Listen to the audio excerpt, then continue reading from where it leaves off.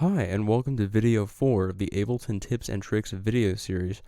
In this video, I'm going to discuss sidechain compression and how to utilize it within a track you're working on. So to those that don't know, a compressor is an audio effect in Ableton Live that allows you to attenuate the signal or any piece of audio you have working inside your track. What this means is it allows you to smooth out some of the incoming audio transients that may appear to be a bit harsh and give an overall smoother sound to many things that could be harsh without the compressor itself. So that being said, let's get started. So I'm going to launch the drums only scene, and we'll get a nice little groove going. Now I'm going to launch the drums and bass scene.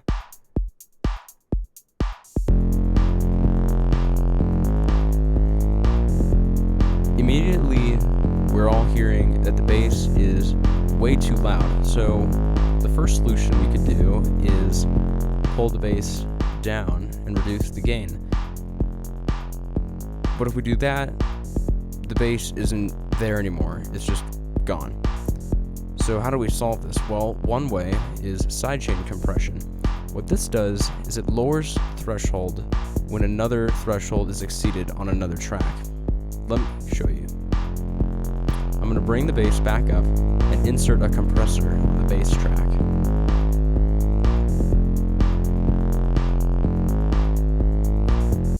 For the time being, I'll stop it to explain this to you. This is the new compressor in Ableton Live 9. And then what you'll notice also for the new guys is that in Ableton Live 9, the expander is now very prominent, which wasn't there before. We'll turn makeup gain off for the time being because we don't need it. What you'll see me do is toggle this little triangle in the top left-hand corner. And this opens up two new columns in the compressor. What we want to do is toggle this to the right-hand side, so the triangle point is pointing right. And we're going to click Sidechain. From there, we'll select audio from the drums, and we're going to select pre-effects. What this does is it processes the drums and allows it to compress before the drums themselves are being processed, should I have any audio effects or processors on the drums themselves. So now what I'm going to do is launch the scene and show you sidechain compression. You're going to hear a pumping sound that is very prominent in things and genres like house and trance.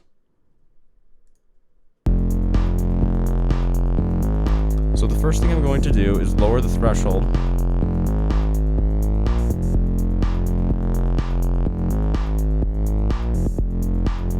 So you're going to see a lot of gain reduction happening in the right-hand side of the compressor's window. And you'll hear some minimal pumping, but what I'm going to do now is actually give it a very hard ratio.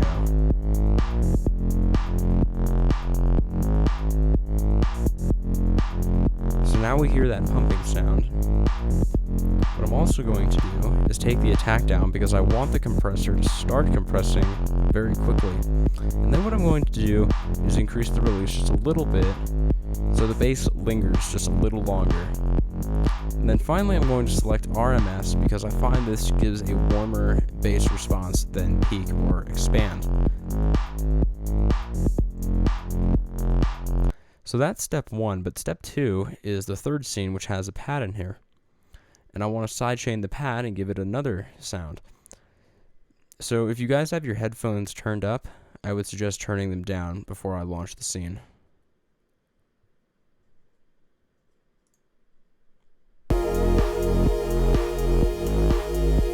Again, like the bass, we notice that the pad is a little too obnoxious in the track.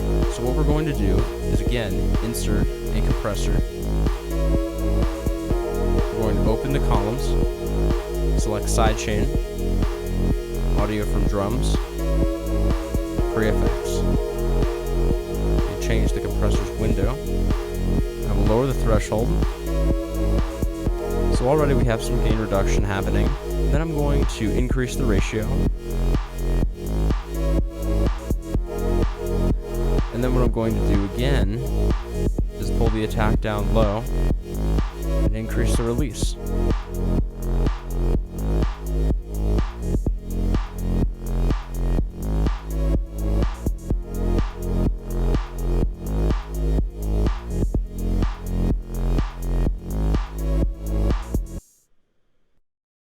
And that concludes the tutorial on sidechain compression. Thanks for watching.